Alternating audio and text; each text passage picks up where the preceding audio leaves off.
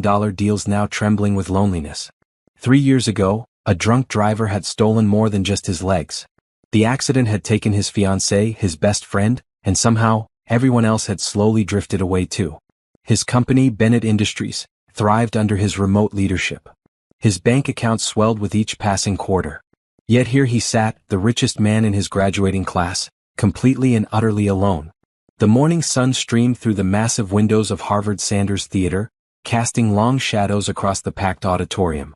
Christopher had fought tooth and nail to complete his MBA despite his condition. He'd attended every lecture, submitted every assignment, proven that his mind remained as sharp as ever. But victory felt hollow when there was no one to share it with. His phone buzzed with congratulatory messages from business associates and board members. Polite words from people who saw him as an investment opportunity, not a human being.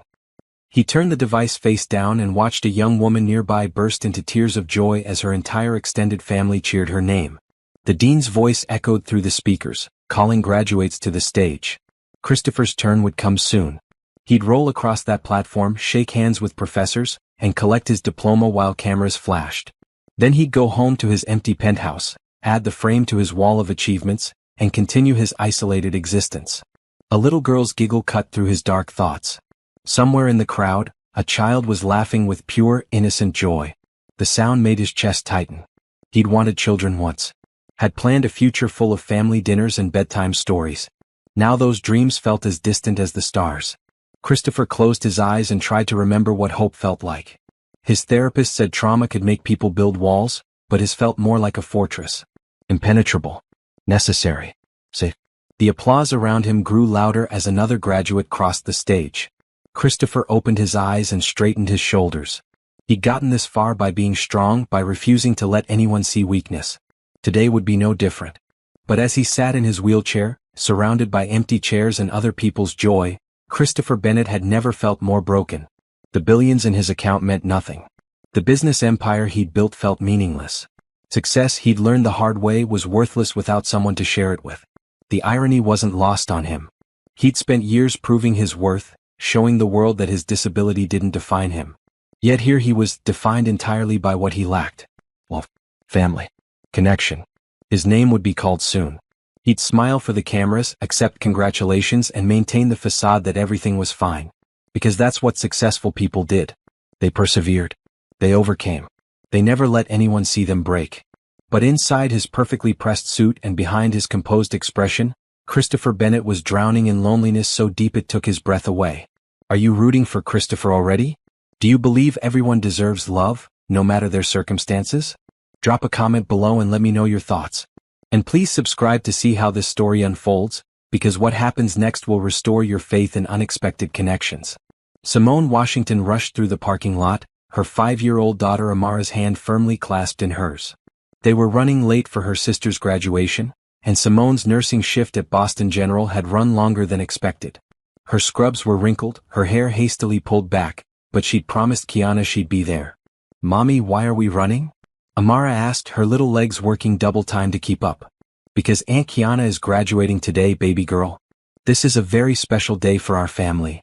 Simone had worked extra shifts for months to pay for the cap and gown, the graduation photos, and the small celebration dinner afterward. As a single mother, every dollar mattered.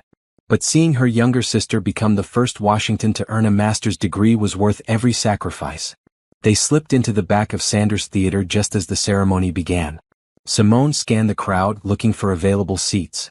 Most families had claimed entire rows, their balloons and flowers marking their territory. She spotted a section with more space and began making her way over, Amara skipping beside her. "Mommy, look at that man," Amara whispered, pointing toward the front section. Simone followed her daughter's gaze and felt her heart squeeze. A man in a wheelchair sat alone, surrounded by empty chairs. His shoulders were straight, his jaw set with determination, but something in his posture spoke of deep sadness. He looked successful, wealthy even, with his expensive suit and perfectly styled dark hair. But wealth, Simone knew from her years as a nurse, couldn't heal every wound. "Why is he sitting by himself?" Amara asked with the innocent curiosity only children possessed. "I don't know, sweetie. Sometimes people don't have family who can come." "That's sad." It was sad. Simone had seen loneliness in the hospital, watched patients with no visitors, no hands to hold during difficult procedures. This man's isolation reminded her of those moments when human connection mattered most. They found seats several rows behind him.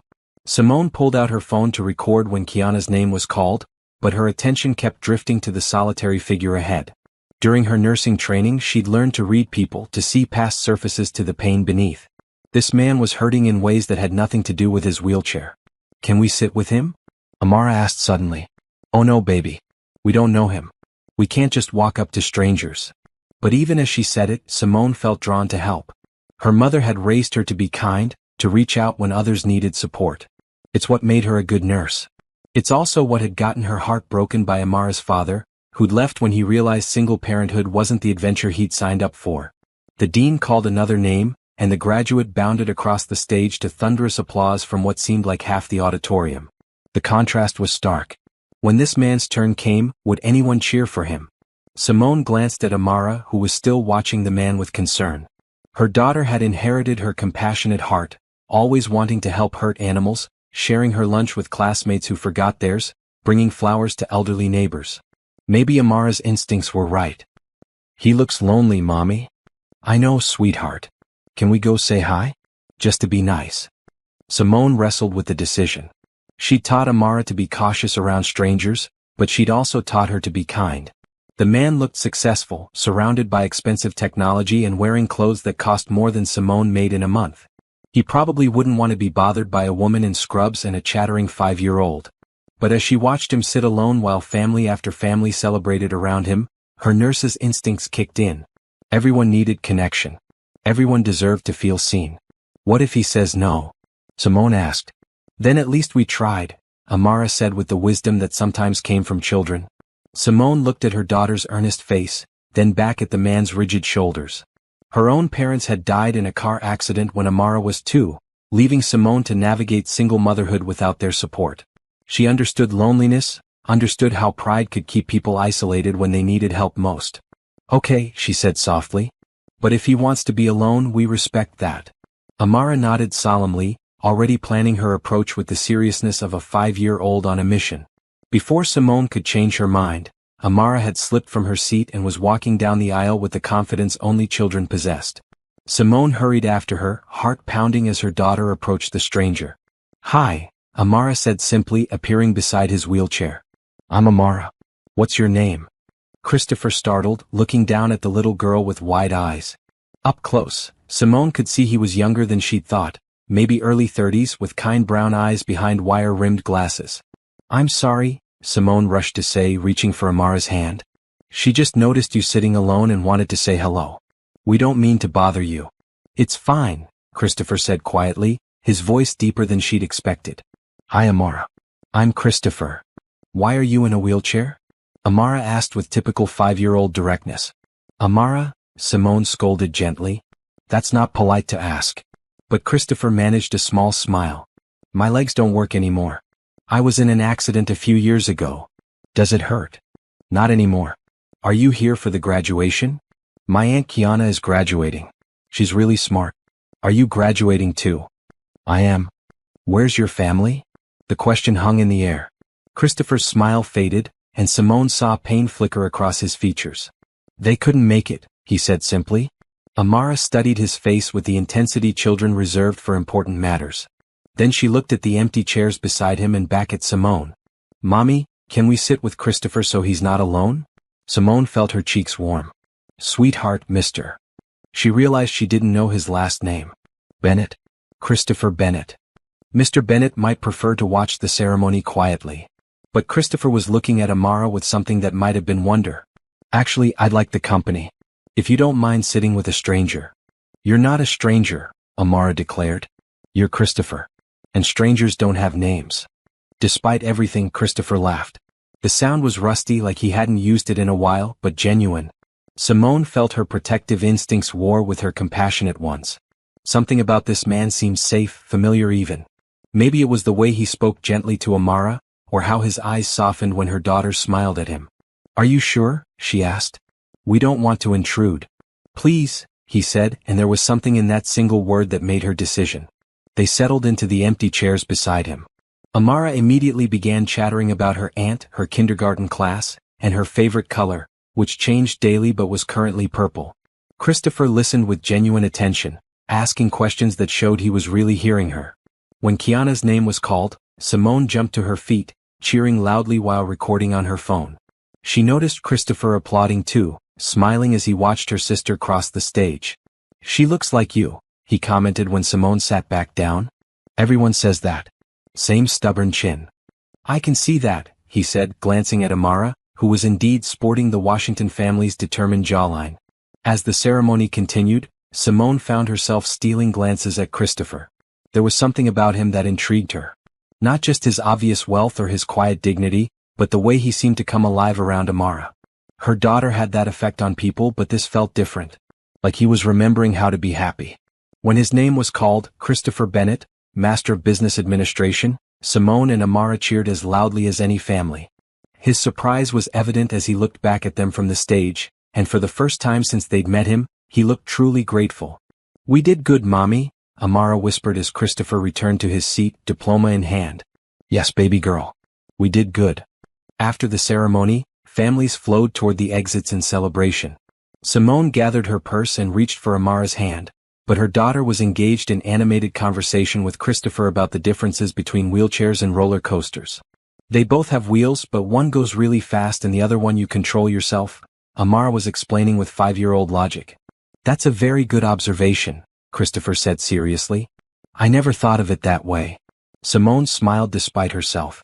Her daughter had a gift for making people feel heard. Something Simone had learned was precious in a world where everyone seemed too busy to really listen. "We should let you go celebrate," Simone said, standing. "Congratulations on your graduation." "Thank you." Christopher hesitated, then looked up at her. "Actually, I was wondering if you'd like to get dinner. To celebrate. My treat." The invitation caught her off guard. Simone's instinct was to politely decline. She'd learned to be careful about accepting help from men, especially ones who clearly had money. But something in Christopher's expression stopped her. "Please," he added quietly. "It's been a long time since I've had anyone to celebrate with." Amara tugged on Simone's scrubs. "Can we, Mommy? I'm hungry," and Christopher looked sad again. Out of the mouths of babes. Simone studied Christopher's face and saw her daughter was right. The light that had appeared during their conversation was dimming, replaced by that earlier loneliness. "That's very kind of you," she began. "I know a place nearby that's family-friendly," Christopher said quickly. "Nothing fancy. Just good food and conversation." Simone felt her resolve wavering. When was the last time someone had offered to take her to dinner? When had she last had an adult conversation that didn't revolve around work schedules or parent-teacher conferences? "I'm not really dressed for dinner out," she said, gesturing to her wrinkled scrubs. "You look perfect," Christopher said, and meant it.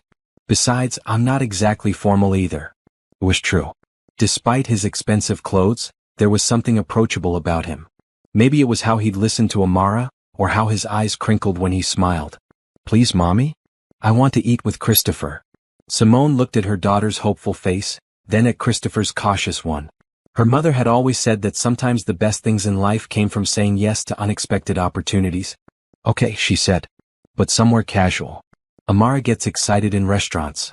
"I know the perfect place," Christopher said, his whole face lighting up. "Do you like pizza?"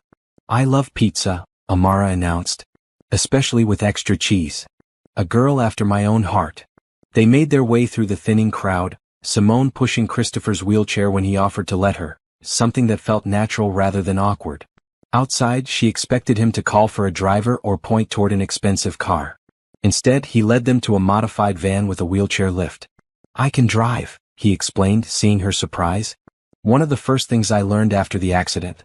Independence was important to me." Simone helped Amara into the back seat while Christopher transferred himself to the driver's seat with practiced efficiency. She found herself impressed by his matter-of-fact approach to his disability. No self-pity, no dramatic explanations. Just adaptation and moving forward. The restaurant he chose was a small family pizza place near campus. Nothing fancy but clean and welcoming. The owner greeted Christopher by name, which told Simone he was a regular despite his obvious wealth. "The usual booth, Mr. Bennett?" the older Italian man asked. "Yes, thanks, Antonio. And could we get a booster seat for the young lady?" As they settled in, Amara immediately began rearranging the table settings to her satisfaction. something that usually embarrassed Simone in restaurants. But Christopher watched with amusement, even helping her line up the salt and pepper shakers just right. She has strong opinions about organization, Simone explained. I can respect that. Order matters. Everything has to be just so or she gets upset. Sounds like she'd make a good executive someday. The casual way he said it, without condescension or forced positivity, made Simone relax for the first time all day. Over the next few weeks, Christopher found reasons to see Simone and Amara. It started innocently enough. A text thanking them for their kindness at graduation, then an invitation to a children's museum when he learned Amara loved dinosaurs. Simone was cautious at first. Her experience with Amara's father had taught her to be wary of men who seemed too good to be true. But Christopher's interest appeared genuine, focused not on impressing her but on bringing joy to her daughter. He's nice, Mommy, Amara announced after their third outing together, this time to the aquarium. He doesn't talk down to me like other grown-ups do. It was true. Christopher spoke to Amara like she was a person worth knowing, asking her opinions and listening to her answers. He never seemed impatient with her questions or embarrassed by her enthusiasm. During one of their conversations, while Amara was fascinated by the touch tank, Christopher had opened up about his accident. I was supposed to get married that weekend, he said quietly. Sarah and I were driving to a planning meeting with the caterer.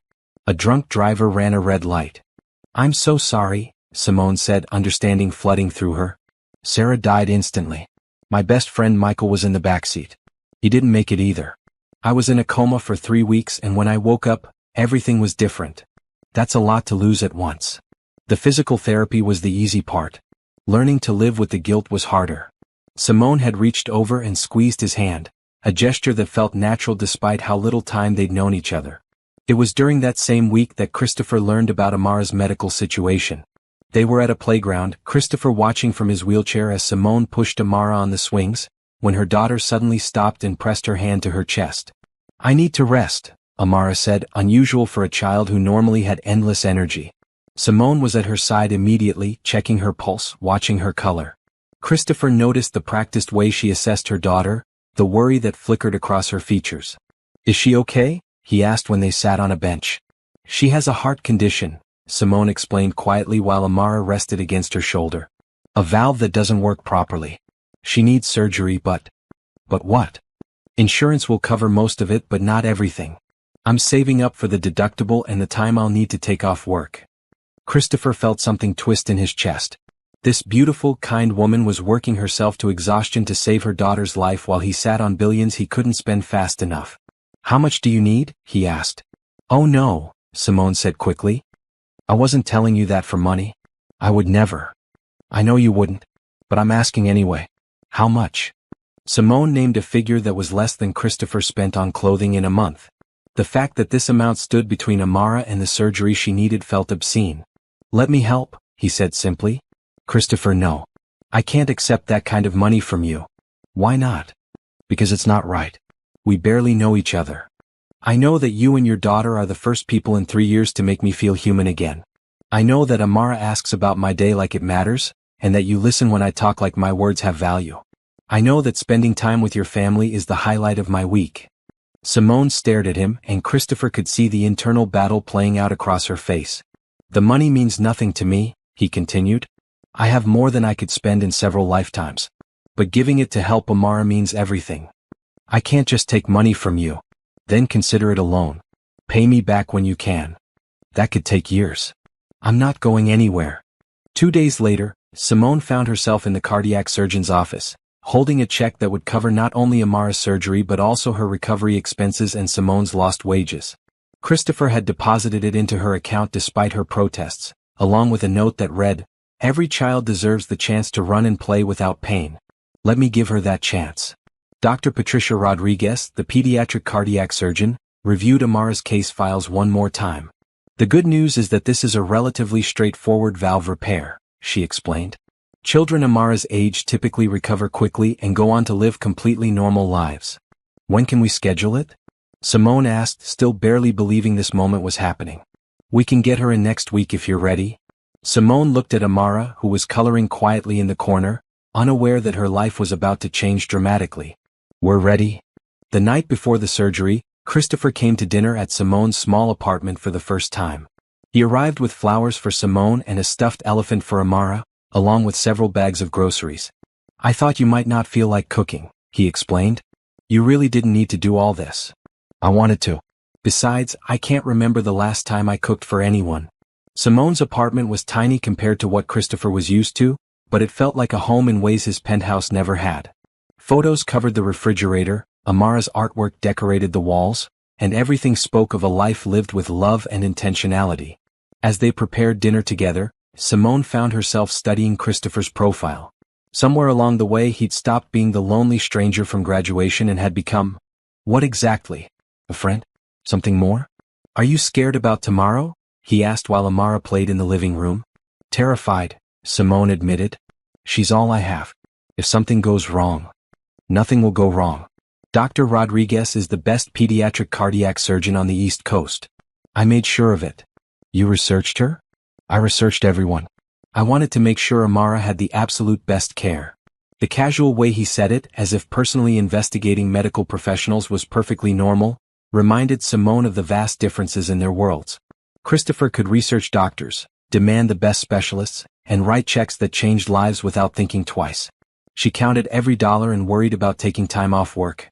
But when Amara called them both to see her latest drawing, a picture of the three of them at the aquarium, those differences seemed less important than the way Christopher's face softened when he looked at her daughter. "This is beautiful, sweetheart," Christopher said, examining the crayon masterpiece seriously. "Can I keep a copy for my office?" "You want to hang my picture in your office?" Amara asked, eyes wide. "I'd be honored to." That night, after Christopher left and Amara was asleep, Simone sat at her kitchen table trying to process everything that had happened. A month ago, she'd been a single mother struggling to save for her daughter's surgery, working double shifts and surviving on hope and determination. Now, that same daughter would receive life-saving surgery from the best doctor available, and it was all because of a man she'd met by accident. A man who seemed to see past her scrubs and exhaustion to something worth knowing. Her phone buzzed with a text from Christopher. "Thank you for letting me be part of tomorrow. Whatever happens, know that meeting you both has changed my life." Simone stared at the message for a long time before responding, "Thank you for giving my daughter a future." But even as she typed the words, she knew he'd given them both something much more valuable than money. He'd given them hope. Amara's surgery took 4 hours.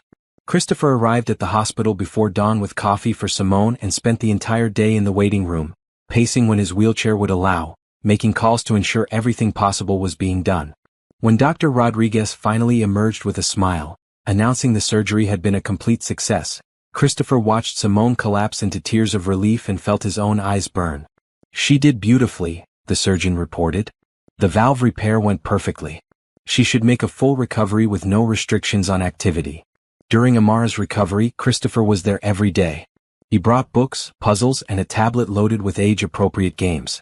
When Amara grew restless, he told stories about business meetings that sounded like fairy tales in his retelling. "Once upon a time," he'd begin, "there was a man who had to convince a dragon to share his gold with a village of people who needed homes." Simone found herself falling for both versions of Christopher, the successful businessman who could command boardrooms and the gentle man who could make her daughter laugh when she was scared. One evening, as Amara slept peacefully in her hospital bed, Simone and Christopher sat in the chairs beside her, talking quietly. "Why are you doing all this?" Simone asked. "Really? You could help anyone, donate to any charity. Why us?" Christopher was quiet for a long moment, watching Amara's steady breathing. "The day I graduated, I was ready to give up," he said finally. Not in a dramatic way, just ready to accept that this was my life. Successful and empty. Then this little girl walked up to me and asked my name like it mattered. Like I mattered. "You do matter." I hadn't felt that way in 3 years. You and Amara gave me back something I thought I'd lost forever. "What's that?" "Purpose. Joy. The feeling that tomorrow might be better than today." Simone reached over and took his hand. "You gave us hope. That's a fair trade." Their relationship deepened during Amara's recovery. Christopher worked from the hospital during the day, taking calls and video meetings from the family lounge. Simone marveled at watching him run a multi-billion-dollar company while simultaneously helping Amara with coloring books. The night before Amara was discharged, as they prepared to leave the hospital, she made an announcement that surprised them both. "Christopher should come live with us," she declared from her hospital bed. "Sweetheart," Simone started, "Christopher has his own home." But he's sad when he goes there. I can tell.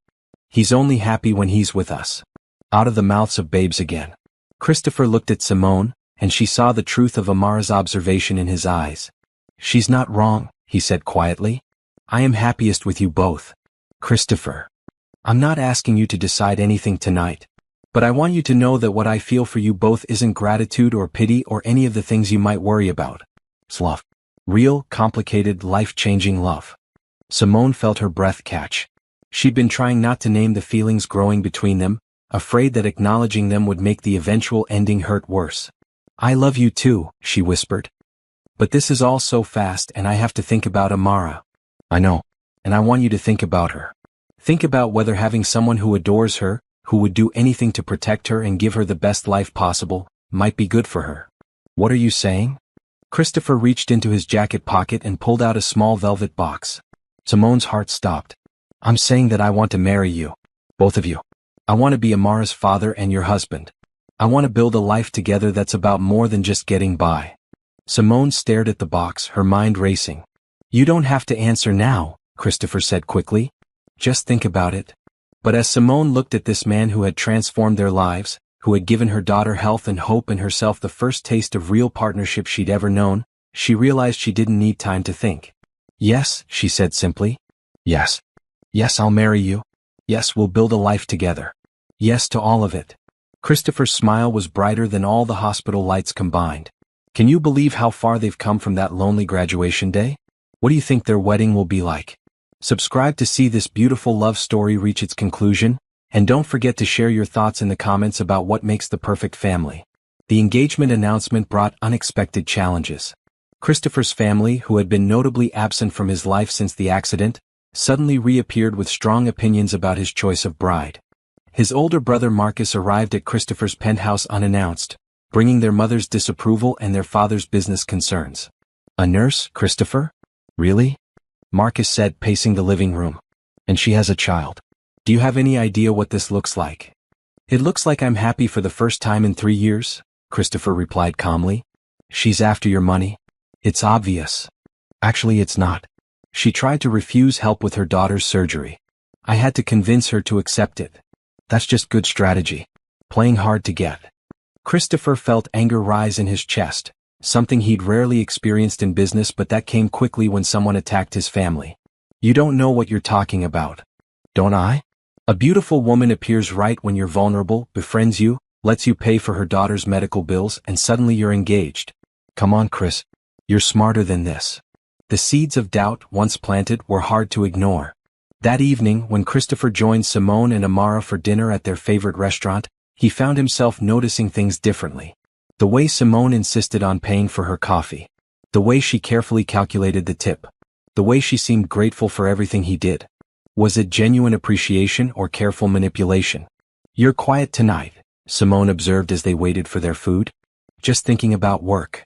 But Amara, with a child's intuition for mood, sensed the change immediately. Are you sad again, Christopher? She asked, reaching across the table to pat his hand. No, sweetheart. Just tired.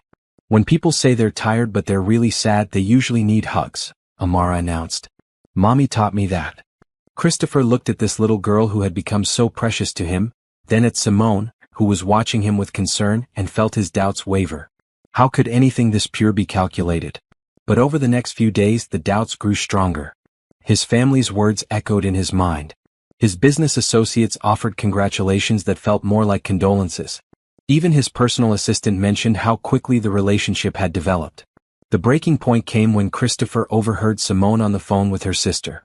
I know it seems fast, Simone was saying. But Kiana, he's wonderful. He makes me feel like anything is possible. Are you sure it's not just the money? Her sister's voice came through the speaker. Of course I'm sure. Yes, the financial security would be nice, but that's not why I'm marrying him. But it doesn't hurt, right? Amara could go to any college, you'd never have to worry about bills again. It's not about the money, Simone repeated, but there was something in her voice that made Christopher's chest tight. That night, he called off their dinner plans, claiming work emergency. Then he sat in his penthouse, staring out at the city lights, wondering if he'd been a fool. When Simone arrived unannounced the next evening, he almost didn't answer the door. What's wrong? She asked the moment she saw his face. You've been avoiding my calls. Have I? Christopher, what's going on? Did I do something wrong? He wanted to ask her directly, wanted to demand the truth about her feelings. But the words stuck in his throat. Maybe we're moving too fast, he said instead. Simone stepped back as if he'd slapped her. What do you mean? I mean, maybe my family is right. Maybe this is all happening because you see an opportunity, not because you love me. The hurt that flashed across Simone's face was immediate and raw. Is that really what you think of me? I don't know what to think. After everything we've shared, everything we've been through together, you think I'm some kind of gold digger? You wouldn't be the first woman to see my bank account before my heart. Simone was quiet for a long moment, and when she spoke again, her voice was steady but cold. You're right. We are moving too fast. Fast enough that I forgot you don't really know me at all. She turned to leave, then stopped. For what it's worth, I fell in love with the man who listened to my daughter talk about dinosaurs for an hour without getting bored. The man who learned to braid hair because Amara asked him to. The man who cried when she came through surgery safely. I never wanted your money, Christopher. I wanted you. She left the engagement ring on his coffee table and walked out. Christopher spent the next week in misery. His penthouse felt more empty than ever. His business meetings dragged. Food had no taste. Even his physical therapy sessions, usually a highlight of his week, felt pointless. His therapist, Dr. Sarah Kim, noticed the change immediately. What's going on, Christopher? You seem to have regressed. I think I made a mistake, he said. What kind of mistake? Christopher found himself telling her everything. The doubts, his family's interference, the conversation he'd overheard, Simone's reaction to his accusations. So you accuse the woman you love of being a gold digger because your family planted doubt in your mind? Dr. Kim summarized. When you put it like that. How else should I put it? Christopher, what has this woman ever asked you for? Nothing. She tried to refuse the help with Amara's surgery. And yet you believed she was manipulating you for money? My family seems so sure. Your family that abandoned you after your accident? That never visits or calls unless they want something. That's who you trusted over the woman who sits with you in hospitals and celebrates your achievements. Christopher felt like he'd been punched in the chest. I've been an idiot. Yes, you have. The question is what you're going to do about it. But when Christopher went to Simone's apartment, she wouldn't see him. When he called, she didn't answer. When he sent flowers, they were returned unopened. Finally, desperate, he went to the hospital where she worked. She's not talking to you, Kiana informed him at the nurse's station. And frankly, I don't blame her. Do you have any idea how much you hurt her? I know. I was wrong. I let other people's doubts become my own. Simone has spent her entire adult life proving she's not what people assume she is. Single mother, young, beautiful, working class. Everyone thinks they know her story. She thought you were different. I am different. I want to be. I love her. Then you need to prove it. And not with money or gifts or grand gestures. You need to prove you trust her, respect her, and believe in her worth beyond what she can give you. Christopher spent the next 2 weeks planning. Not a proposal or a surprise that would put Simone on the spot, but something that would show he truly understood what he'd done wrong and what she meant to him. He started by donating anonymously to the hospital's pediatric cardiac unit, specifically requesting that the donation create a fund for families who couldn't afford treatment, to be managed by the nursing staff who best understood patient needs. When Simone's supervisor mentioned the generous donation and asked if she wanted to help administer it, she accepted without knowing its source. Next, he arranged for his company to offer full scholarships to nursing school for single mothers, again anonymously, administered through a foundation that gave full credit to the nursing profession for the program's inspiration. Finally, he wrote a letter. Not asking for forgiveness or demanding a second chance, but taking full responsibility for his actions and explaining what he'd learned about himself, about love, and about what truly mattered. He gave the letter to Amara at school pickup, which Kiana had arranged. Hi, Christopher, Amara said, throwing her arms around him. I missed you. I missed you too, sweetheart. Can you give this to your mom for me? Are you going to marry her again? I hope so if she'll let me. Good. She cries when she thinks I'm not looking. Christopher's heart broke a little more. I'm sorry, Amara. I hurt your mom's feelings and I'm trying to make it better. Sometimes when I hurt people's feelings, I have to say sorry and mean it really hard. That's exactly what I'm trying to do. 2 days later, Simone called. The letter was beautiful, she said without preamble. Every word was true. I need to know this won't happen again. That the first time someone questions my motives, you won't doubt everything we've built. It won't. I promise you, Simone. I know who you are now. Not just what I hoped you were, but who you actually are. And that person is worth more than all the money in the world. Amara wants to see you. And what do you want? I want to try again. Slowly this time. With no doubt about why we're together. I'd like that too. Good. Because there's something you should know about those anonymous donations you've been making. Christopher's heart stopped. How did you? The foundation called for a reference check on you. Apparently they require board approval for donations over a certain amount, and they wanted to verify you were who you claimed to be.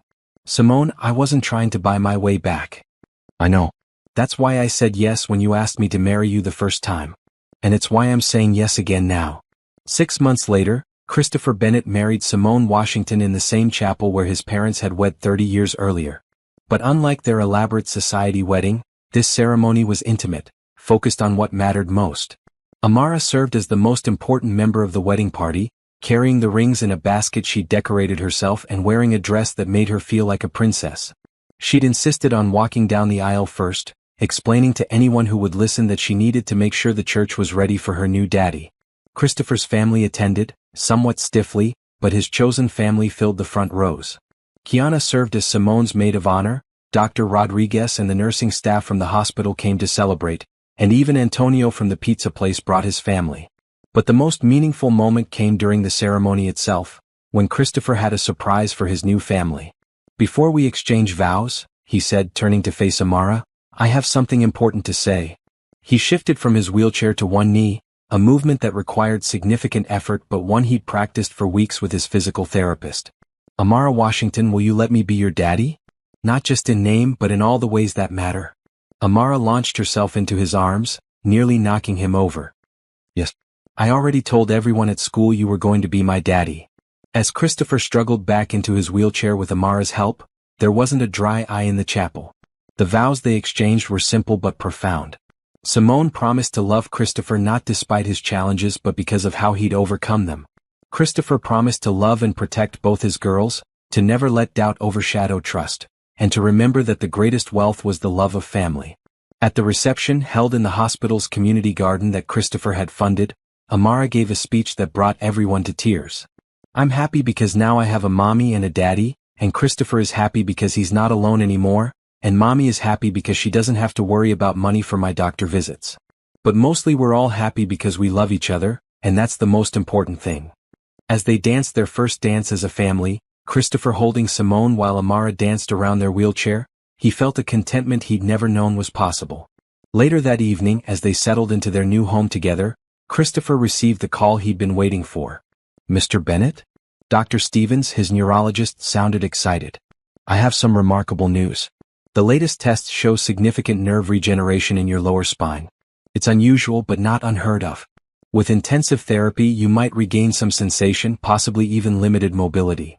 Christopher looked at Simone, who was tucking Amara into bed, and at the little girl who had taught him that family came in many forms. That's wonderful news, doctor. When can we start?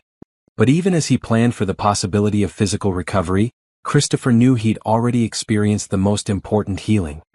He'd gone from a man who had everything but felt empty to a man who understood that love was the only currency that truly mattered. 6 months later, as he took his first assisted steps at physical therapy, with Simone and Amara cheering him on, Christopher Bennett realized that sometimes the greatest miracles came not from what we could do with our bodies, but from what we could do with our hearts. The lonely billionaire who had sat surrounded by empty chairs at graduation was gone, replaced by a husband and father who understood that the greatest success wasn't measured in dollars, but in the depth of love shared with the people who mattered most. And as Amara ran to hug him after his first few steps, declaring him the best daddy in the whole world, Christopher knew that his real graduation day hadn't been at Harvard. It had been the day a little girl and her mother taught him what it meant to truly live.